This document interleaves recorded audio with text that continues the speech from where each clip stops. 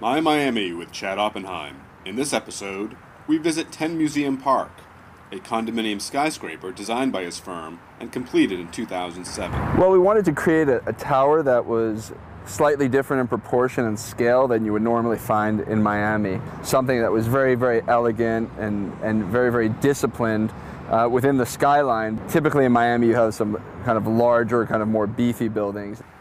Let's talk about the design decisions that led to the look of the building's facade.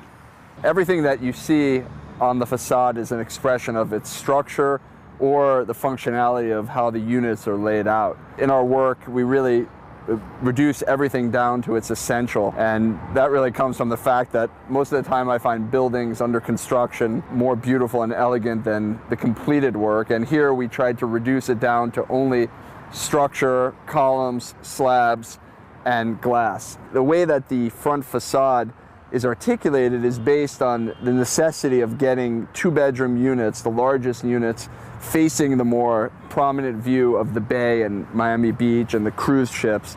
So we end up having to interlock and alternate the units, which in turn created this very dynamic facade configuration. That's not just for the folly of the decoration. Also, the double height scale of the units creates a very distinctive expression that you don't find on any of the other residential towers here, which are more repetitive. So we're trying to create a certain level of abstraction from the typology of a typical residential building. What do you think is most successful about the project?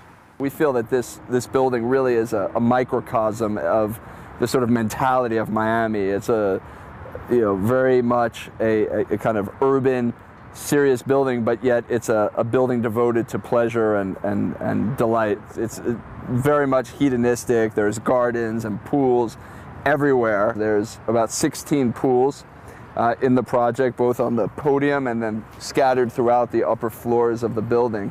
What else do you think really works? The kind of delicate proportions of the building, this sort of very slender tower that has a lot of repose. Tell us about the interiors. The floor plate is very, very slender, but yet there's a lot packed in, a lot of great spaces that take advantage of the sky and the moon reflecting on the water, and really it's an infrastructure for delight. I mean, it's all about creating these volumes that allow people to experience the natural beauty that they can see from outside their window. What about the way the building addresses its neighbors?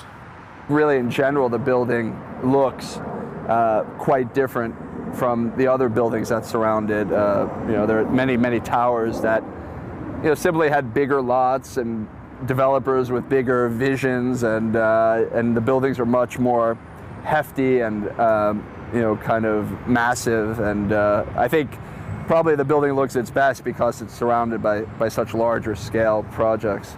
And what were the biggest challenges? The challenges were convincing people that the project could be built, that we knew what we were doing. I guess this building was completed maybe 2 years ago, but when we started about 6 years ago, I was 31, and that's probably a pretty young age for some people to trust you to build a $150 million project. The building actually sold out in a week time for record prices. It was the sort of last project in Miami to escape before the real estate crash. So we were very, very lucky to sort of time it right, and we had really a lot of fun building the building.